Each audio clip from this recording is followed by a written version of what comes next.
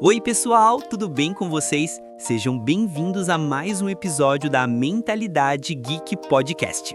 Hoje eu quero conversar com vocês sobre uma das personagens mais subestimadas, mais poéticas e ao mesmo tempo mais injustiçadas do universo de Naruto, Conan, o anjo de papel que acreditou em um mundo de paz e foi descartada como lixo.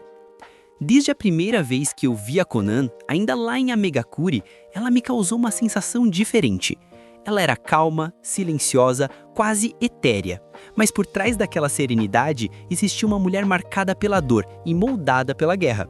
Conan cresceu em um país onde o céu chorava o tempo todo, e talvez por isso o papel tenha sido seu refúgio. Era a única coisa leve o suficiente para não afundar na lama. Mas o que me incomoda até hoje é o quanto o autor desperdiçou o potencial dessa personagem. Ela tinha tudo para ser uma das maiores líderes do mundo ninja: inteligência estratégica, lealdade inabalável e uma filosofia de vida profundamente ligada ao Bushido, o caminho do guerreiro. No Bushido existe o princípio do rei, a cortesia e a honra mesmo diante da dor. E foi exatamente assim que ela viveu e morreu. Mas será que precisava morrer?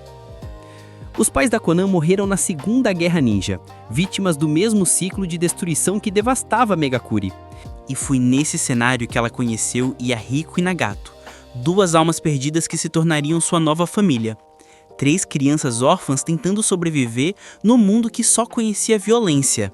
Até que o Jiraiya aparece, e por um tempo eles acreditam que poderiam mudar o destino. Aquelas cenas deles aprendendo jutsus, rindo juntos, são quase poéticas. Mas o que o Jiraiya deixou para trás foi mais do que técnica, foi um ideal. O ideal de que a paz era possível. E o mais triste é que o autor transformou essa promessa em tragédia, porque no fim, tudo que Conan, Nagato e Yahiko tentaram construir se perdeu na chuva. E ela, que começou como discípula de esperança, terminou como símbolo de solidão. Por que Conan precisou morrer? Porque uma personagem tão leal, tão coerente, tão humana, teve um fim tão amargo.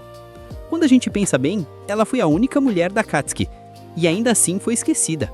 Ela não lutava por poder, por dinheiro ou por vingança, ela lutava por fé, e isso é raríssimo no mundo ninja. Mas parece que o autor simplesmente não soube o que fazer com isso.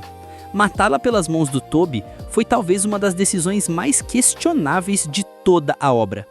Conan não morreu por fraqueza, ela morreu por acreditar. E, ironicamente, foi isso que a matou. No budismo, fala-se do desapego, a capacidade de abrir mão até da própria existência em nome da verdade. E a Conan viveu esse princípio até o último segundo.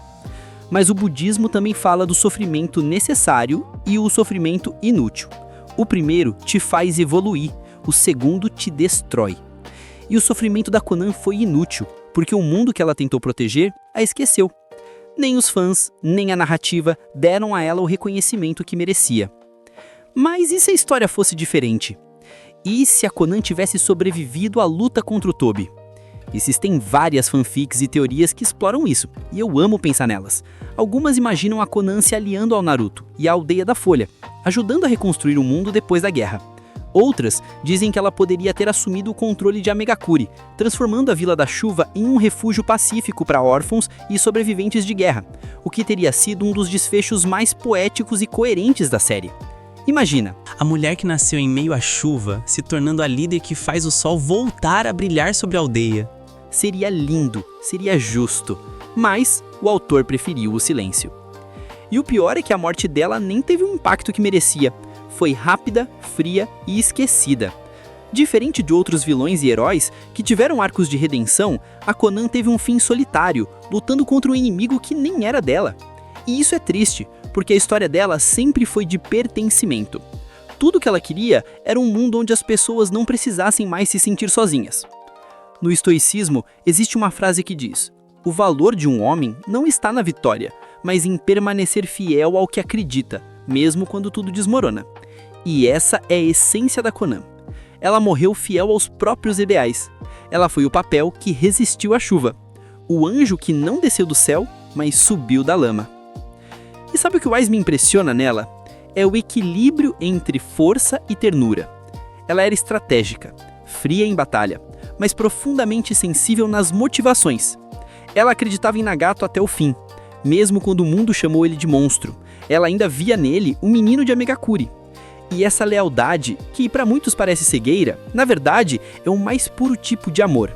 Não um amor romântico, mas o amor que nasce do companheirismo, do trauma e da fé compartilhada. A Konan representa o arquétipo do guerreiro compassivo do Bushido, aquele que luta com o coração, não com o ódio. Enquanto o mundo ninja glorificava o poder bruto, ela ensinava que a delicadeza também pode ser letal. Cada folha de papel que ela manipulava era uma extensão da alma. E isso é quase filosófico, porque mostra que a verdadeira arte marcial não é sobre destruir o inimigo, mas sim sobre expressar quem você é. Mas vamos ser sinceros, o autor nunca soube escrever mulheres com profundidade. Tsunade, Kushina, Konan, todas incríveis, mas subaproveitadas. E no caso da Konan, isso dói ainda mais, porque ela era a chance perfeita de mostrar uma nova forma de liderança no mundo ninja. Um poder baseado em empatia, estratégia e espiritualidade. Mas a narrativa masculina do mundo dos ninjas não soube dar espaço para isso. E o resultado foi um anjo despedaçado pela própria história. Eu gosto de imaginar um universo alternativo em que a Konan sobrevive, em que ela ajuda o Naruto a fundar uma aliança entre as aldeias, em que o símbolo da chuva se torna o símbolo da cura, em que o anjo de papel não se dissolve na água, mas aprende a voar. Porque no fundo, o legado dela não é de morte, é de transformação. E filosoficamente falando, talvez seja isso que o taoísmo tentava nos ensinar. O papel, assim como a água, é flexível. Ele se adapta, se molda e ainda assim mantém sua essência. A Konan era assim, leve, mas inquebrável. Ela não precisava de força bruta, ela era a própria arte da adaptação. Quando Pain destruiu Konoha, foi ela quem manteve o ideal vivo. Quando Nagato perdeu a fé, ela ainda acreditava. E mesmo depois da morte dele, ela seguiu carregando o sonho, sozinha, mas firme. Isso é coragem, e coragem no mundo ninja é algo quase divino. No fim das contas, a Konan é o tipo de personagem que não precisa de um arco grandioso para ser eterna, porque ela já é um conceito. O anjo que acreditou no impossível, a mulher que transformou a dor em arte, a guerreira que morreu pela paz. Mas o que fica é a pergunta: será que o autor não desperdiçou a chance de transformar Konan na verdadeira sucessora de Nagato? Será que o mundo ninja teria sido diferente se ela tivesse vivido? E se a chuva de Amegakure tivesse parado para revelar o arco-íris que ela tanto merecia ver? Valeu por ficar comigo até aqui. Eu sou o Ed e esse foi mais um episódio da Mentalidade Geek Podcast. Se você acredita que a Konan merecia mais, deixa o teu like, se inscreve no canal e compartilhe esse episódio com quem também sente falta dela. Cuida bem da tua energia e a gente se vê no próximo vídeo.